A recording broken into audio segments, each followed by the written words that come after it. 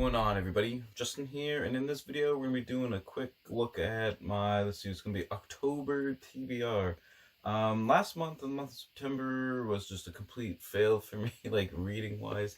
I kind of tried to participate in the Monster-a-thon, and it was just, like I said in my last video, it was probably like my worst reading month in like years, so yeah, it just didn't work out. So in this month, I decided not to do any readathons, just kind of pick some books I kind of, want to read, I guess, without really having any, strings attached or anything like that. So we got kind of a mix of some fantasy, some history, and then some life sciences. So it's a good blend of kind of everything I sort of like.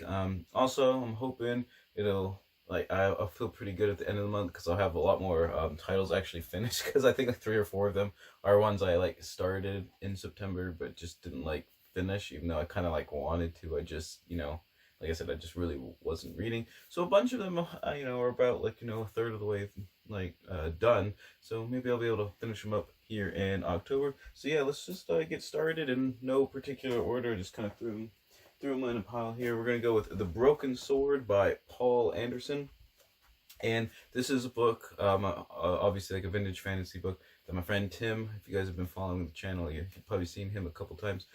He gave to me last year, and he always recommends this one, and I always say, I'm gonna read it, and then I never do. So this month it looks pretty small to me. It's vintage fantasy, which is something I kind of like to branch out into sometimes.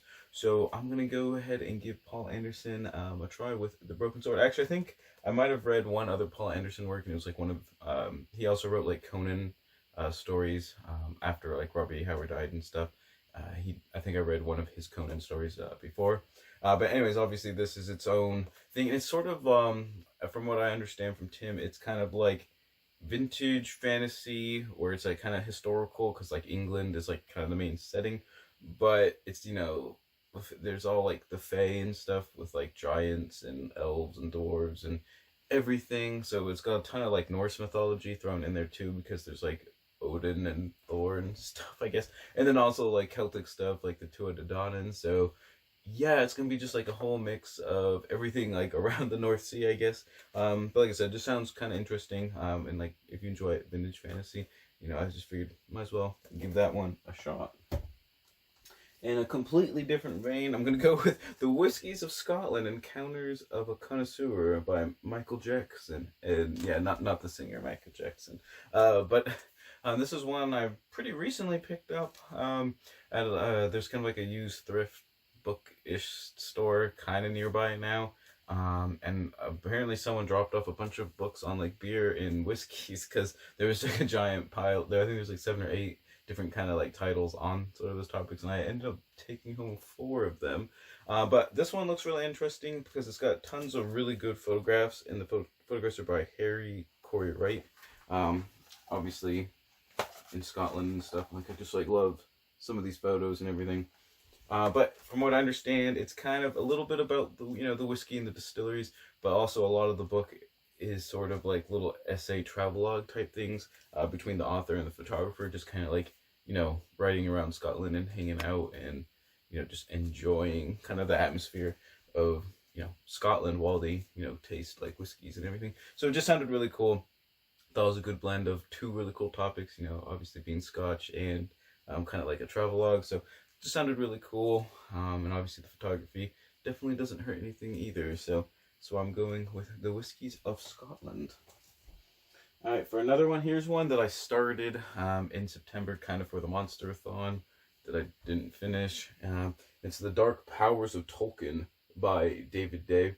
And this is kind of a really interesting, neat little book. And what the author does is take pretty much every, evil or bad thing in kind of the, Middle-earth lore, and kind of does a little chapter on them. Plus there's lots of really cool artwork associated with a lot of them. Not really sure how accurate some of the artwork and stuff is, because I think there's some artistic license kind of going on, because I don't think it is it's not sanctioned by the Tolkien estate or whatever, so it's kind of just someone doing their own thing. But I did enjoy what the first third or so that I've read so far, and it's kind of got this cool leathery faux leather binding and everything. And I do believe it's a full sort of series. I don't know if it's by the same author like the rest of the books. I should look up some of the other titles kind of like in the series, because I think they're going to look really nice together. But just like, even just that cover with one of the Nazgul on there, just look really cool. But yeah, I think this is just going to be a really good October read. Plus I like, pretty much everything Tolkien-esque. So that's why I'm going with The Dark Powers of Tolkien. Okay, and then for another life science book is one of these vintage Nat Geo books that I really enjoy, and this one is The World's Wild Shores. I recently picked up at another like thrift store, I think, a stack of like 6 or 7 of these on a bunch of different topics. And this is the first one that I want to read, just because I grew up in Florida. I went to the beach a lot. Obviously Daytona Beach is not like I would not consider that a wild shore. Well, maybe during spring break it gets pretty wild, but that's for another time. But anyways, it sounded like a really cool title. Obviously dealing with sort of just like really crazy beaches and shorelines and everything. Obviously love like Nat Geo photography in these books, and I'm kind of like collecting all these, though it is kind of sad to see how things, especially like some of these older vintage ones, I think, a lot of these are from like, like the 80s and like early 90s, and kind of like what they're hoping for things to happen, and then a lot of times it doesn't come to pass. Sometimes it does, and a lot of times it doesn't, whether it's with like conservation or like saving species, that sort of stuff. So it is kind of somber to read them sometimes, especially these vintage ones. Alright, for another book, we have a book that I sent? Yeah, I can't remember if this one was a publishing agency or something. Anyways, I was sent Nightmare Arcanist, but and this one is by Shami Stovall. And from what I understand, it's kind of a vaguely flintlock fantasy pirate type book. And I pretty much get sold on anything flintlock fantasy because it's my favorite subgenre of fantasy. So yeah, I accepted it, and I kind of need to get to it at some point. But with the title Nightmare Arcanist, the only thing I can understand from what I've read a little bit about the little blurb on the back and stuff is like a lot of fantasy books dealing with like mythological or magical creatures and stuff. I guess certain people can like bond with creatures and everything, though in this case it's not always dragons like what it kind of, yeah, it tends to be, but apparently a nightmare with a K, not really sure what a nightmare with a K is a creature that someone is probably going to bond to. So it just sounds like kind of a cool Halloween type-ish book to read. So yeah, that's kind of why I'm going with Nightmare Arcanist, and just kind of a light fantasy read to get things going for me, because I've been kind of slacking on my fantasy. Fantasy seems to always be the first kind of genre to kind of fall by the wayside. Well, actually, I say that. I think, like I said, in September, I think I only finished 5 or 6 titles, and yeah, just wasn't a good month like overall. But anyways, all right, and so this first one's going to be Thucydides, The Reinvention of History by Donald Kagan. And Donald Kagan is probably the preeminent scholar on the history of the Peloponnesian War. He has a 4-volume set on the Peloponnesian War. There's probably the, like I said, the gold standard of Peloponnesian War studies and stuff. I have the first 3, and the first one here is the Outbreak of the Peloponnesian War. I still have to get the 4th one, which I think is the Fall of the Athenian Empire. But anyways, obviously this one is on Thucydides, the Greek author of the original Greek text of the Peloponnesian War. Though we don't have enough biographical information by far to actually write a whole book on Thucydides. That might be like a page or 2 that has actually, survived to come down to us. I think this is going to be more of like a historiographical work on sort of how the text that Thucydides wrote, how it sort of impacted kind of civilization down to like our time, or just sort of how I guess Herodotus is usually kind of considered the father of history, but he's also known as the father of lies as well. Thucydides definitely was a lot more, what's the word I'm looking for, like rigorous and analytical sort of with his historical approach to writing and everything. I think that's also going to be a big thrust of this book. But like I said, haven't been reading a lot of Greek history lately. Just thought this would be kind of a nice, easy one to kind of get back into the swing of things with Greek history, because it's definitely like one of my favorite topics in history that I enjoy reading about. And kind of on a similar vein, that is why I'm going with this next book, and it's Rome, an Empire Story by Greg Wolfe. and this just looks like like a history of Rome. I don't know if it's the entire history of Rome or just the Roman Empire. I do deal more with the Roman Republic than the Roman Empire, kind of in general. But this just looks like a nice sort of just kind of like introductory book on the topic, even though I've read a ton of introductory topics on, or introductory books on the topic of Rome and stuff. I don't really ever get tired of them, I guess. Some are definitely a lot better than others, but I never heard of this author before, Greg Wolf. So I was like, I might as well just give him a try for sure. He's got good recommendations on the back of the book: Adrian Goldsworthy, Tom Holland, and Nathan Rosenstein. So he's definitely got good praise coming from other trustworthy scholars and stuff. So that's kind of why I'm just going with Roman Empire Story by Greg Wolf. And I don't know, I'm on the personal opinion you can't like read too many books on classical history, so that's kind of why I'm going with it as well.